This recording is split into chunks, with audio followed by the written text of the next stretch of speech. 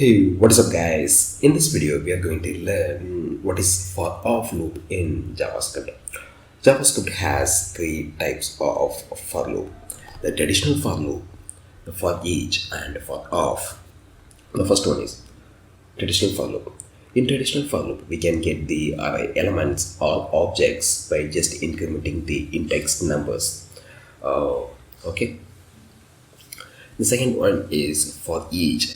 The for each works the same way as traditional for loop, but we don't need to manually increase the index number. For each method will take care of this for us. The for each has cleaner and concise syntax. I mostly use for each in my day-to-day development process.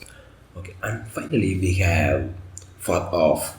The for off is much cleaner and concise, but okay, first we will dive into code and then in a minute I will explain how it works.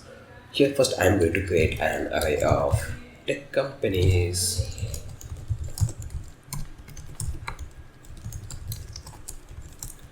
For a first Apple, Google, Facebook, Microsoft, Amazon. Okay, here I'm going to get the values in the tech companies array using for off loop. For brackets and then variable of value of keyword and then the array variable. Here I'm going to print the values in the array, so I'm going to use console.log value.